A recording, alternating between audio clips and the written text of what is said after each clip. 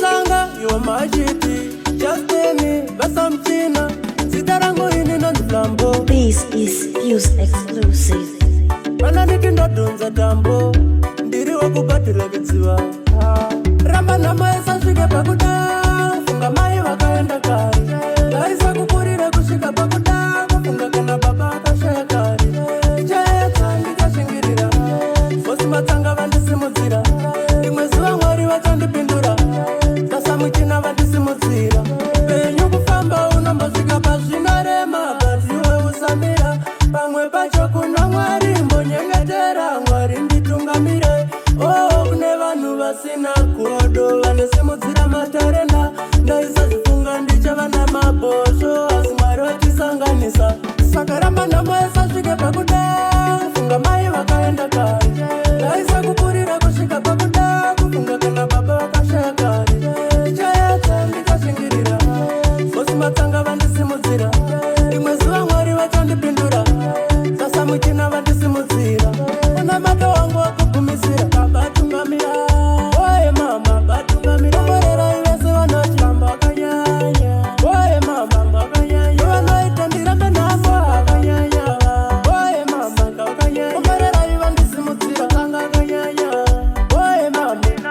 ramba namaesa svike pakuda funga mai vakaenda kari ndaisa kupurira kusvika pakuda kufunga kana baba vakashaya kari ichaedza ndikashingirira fosi matsanga vandisimudzira rimwe zuva mwari vachandipindura vasamuchina vandisimudzira penyu kufamba unombosvika pazvinorema basi iwe usamira pamwe pacho kuna mwari mbonyengetera mwari nditungamire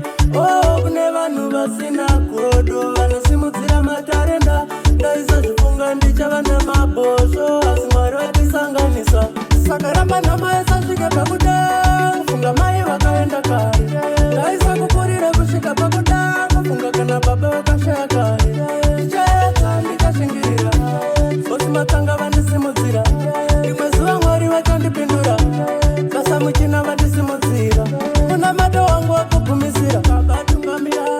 oye mama batungamira komborera ivese vanochamba vakanyanya oye mama vakanyanya vanoita ndirambe namo vakanyanya oye mama ngavakanyanya komborera ivandisimudzira sanga vakanyanya oye mama ramba namaesa svike pakuda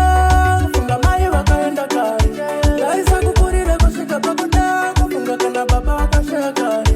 ichaedza ndikashingirira fosi matsanga vandisimudzira rimwe zuva mwari vachandipindura vasamuchina vandisimudzira